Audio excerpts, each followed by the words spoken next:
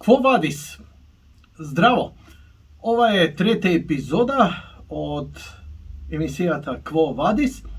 Ако идеме по некоја хронологија,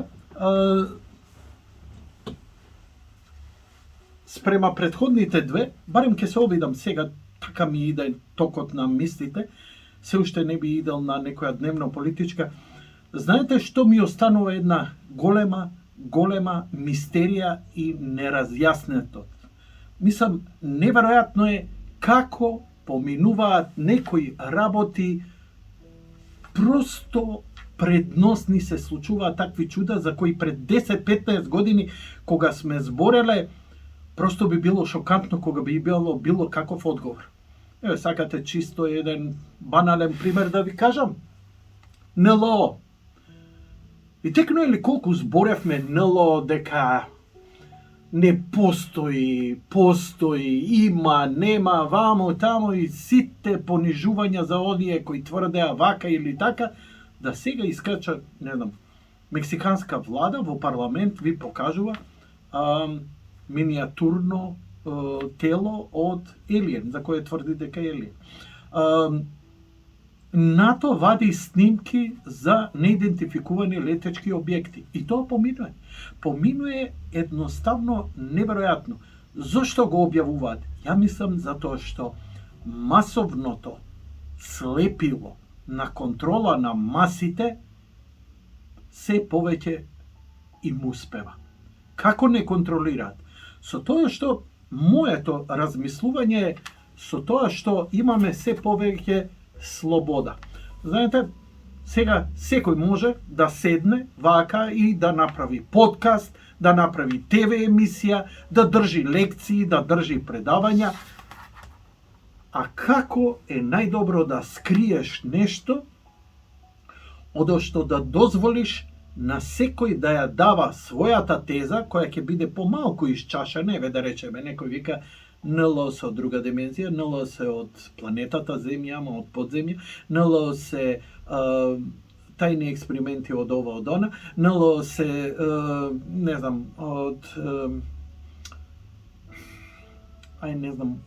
од пеколот, да речеме, НЛО се од рајот, НЛО се од ова, НЛО е она, и едноставно во целата таа, ако некој ја знае вистината, верувај, ако ти ја криеш и си единствен кој ја има, некој ќе те...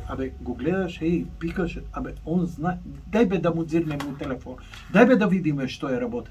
Но кога имаш 1000 души слично зборат, еден ќе ја каже вистината, ама никој не може да каже, 100 ќе речат, ова е вистина. Не, ово е вистина.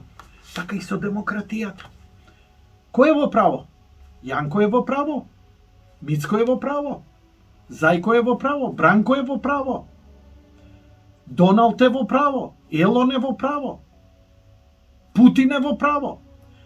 И сега едни викаат, ово е во право, оно е во право, и ние сме исподелени кој е поправ. Никаде е тука вистината. И нема просветлени кои тоа може да го видат. Зошто? Зошто велам нема просветлени? Секој делува најдобро што може и знае спрема собствените способности. И е убеден дека тоа е тоа.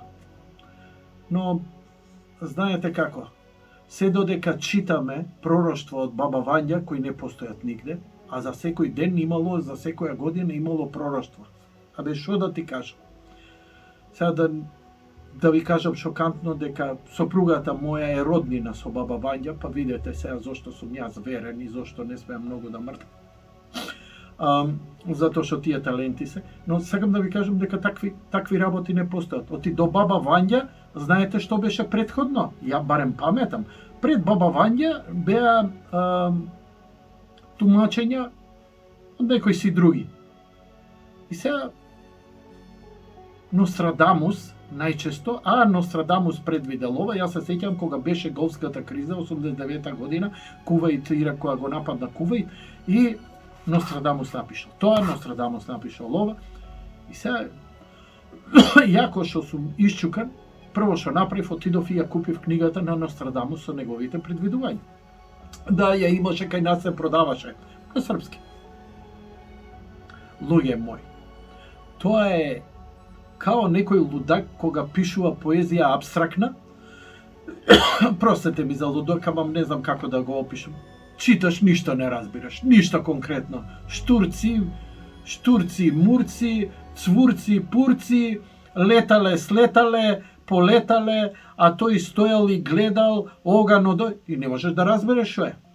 И сето тоа ми се чини па влече и до Библијата, нели, откровението на крајот од Библијата, каде што имаме такви абстрактни моменти на виденија кои што многу тешко човековиот ум може да ги изанализира. Останува прашањето дали се ова што се случува е некаква контрола на некаква си хипервлада, на некаква си групировка, или е се ова некаква спонтаност на некакво абстрактно делување на некое несвесно делување. Многу ми навикаат, нели, Билдерберг групата, оваа фамилија контролирала, онаа фамилија контролирала, масони контролирале, овие контролирале, и никој нема добар одговор, затоа што не може да ги покрие сите.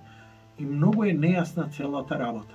Одеднаш нам, покрај она што ни се случува, нели, во Америка Доналд Трамп кај нас шарена револуција, и одеднаш ни се случува корона. Ја можам сега само половина час прашања да поставувам за короната, без да дадам било каков одговор, а за све имам одговор. Не викам дека е точен, далеко од тоа. Толку беше луцидна, толку беше замаглена целата работа, шокантна, да луѓето едноставно си го проголтаа како наједноставна работа и си отиде. Нели, имавме некој вирус, ете, мораше така и си помина. Дали сте нормални? Дали имате представа што се случи? Дали имате представа за мега спектакуларното манипулирање со маси, кое едноставно логички одговори немаше. Некои логички здравствени имаше, нели, така натаму. Но генерално тоа не можеше да го покрие обемот, библиските пропорции на она што се случуваше. И тоа помина кај вас. А повика, што да правам? Па тоа е проблемот. Што се прашуваш што да правиш. Добро е да се прашаш што да правиш. Лошо е да не делуваш, а ние не делувавме. Ако било експеримент, увидоа дека можат да ни прават што сакат, џабе кревате глава. Затоа што можат да ни прават што сакаат. Како заврши короната? Дали се сеќавате како заврши короната? Ве молам. Дајте одговор. Освен, Јанко дебели, не мрси бе, свињо една бе, прекини затни се, не можам да те гледам, да те слушам. И се прашувам такви зошто и ме гледаат, ме слушаат.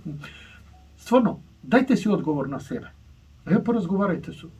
Стварно, како прекина тоа?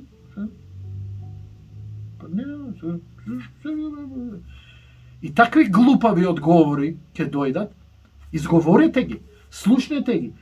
И ако имате малце нешто помеѓу двете уши, ќе видите, ова нема логика, па нема логика, бе, пријателе. Короната заврши со војната Украина-Русија. Нека ми каже некој дека не е така. Не идам поназад дека короната ми се чини дека беше измислена за да се сруши Трамп, затоа што знам кога се збореше, кога наши политичари се враќа од Америка пред Трамп да биде избран, кога беа убедени вика Клинтон ќе биде избран и се подготвува голема војна, светска војна.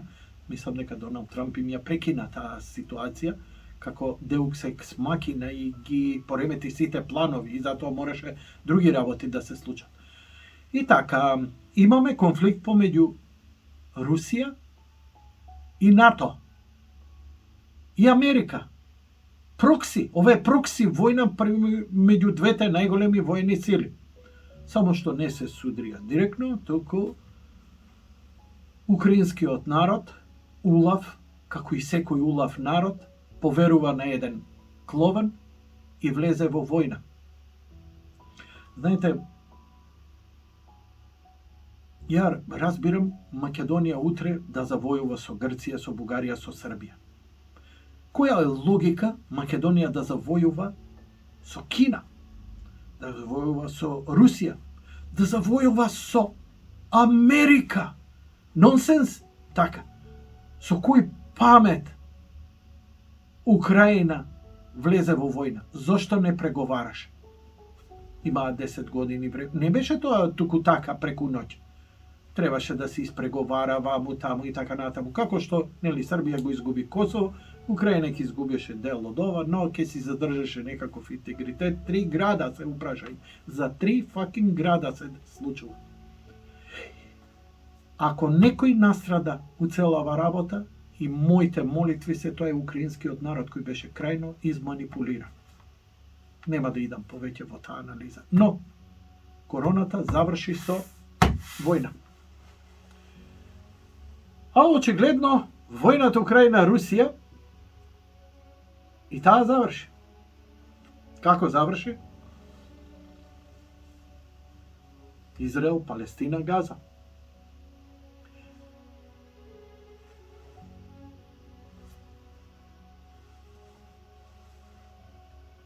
Не знам. Јас само ги набројувам работите. Одеднаш ние немаме проблем со короната, имаме проблем Русија и Украина. Одеднаш немаме проблем Русија и Украина, имаме проблем Палестина и Израел. Крај е тука, Бог да чува. Гледајте само што се случува во Кина. Едно ми е кажано како дете. Не знам зошто мене ми се кажуваат и откриваат тие работи. Имено живеам во соседство, каде што детството кога го поминав, бев меѓу видни комунистички лидери, кои, за разлика од оваа булумента, од овие мачканици, овие повраќаници кои ги имаме денес, тоа беа образовани, начитани, воспитани, високоинтелектуални луѓе, чии морал и етика беа врв, кој, например, се сеќам у комшилук, имав еден гоен комунист и ми викаше: Јанко, ке те скршам од ќотек. То татко ми не ми бранеше, ама он ке ми речеше: немој да си се курвал, да си се дрогирал, да пиеш и да крадеш. Језиво. Денеска неговите наследници све спротивно, ама нема врска. Сакам да кажам, главниот конфликт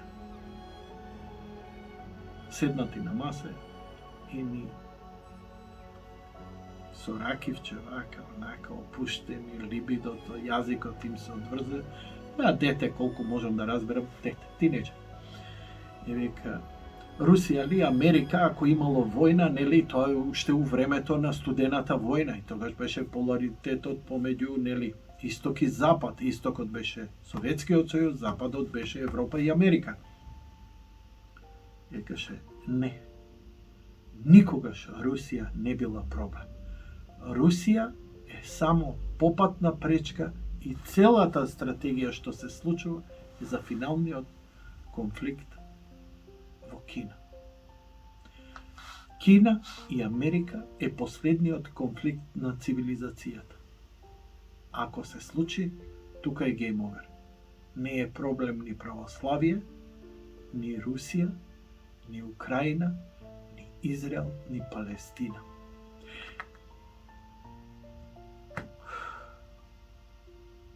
Знаете што? Ја на крај викнав филозоф во емисија да ми ги објасни работите, бидејќи ние немаме аналитичари. Нашите аналитичари завршуваат до предејане и поише не знае.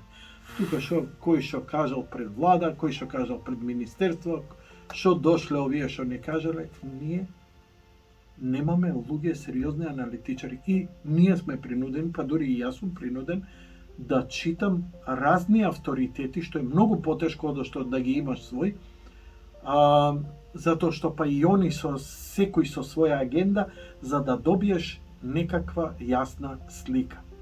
Ежењето е, видете што се случува во Јужното Кинеско море во моментов. Но сега за сега толку. Каде ќе одиме? Во Вадис до следната епизода.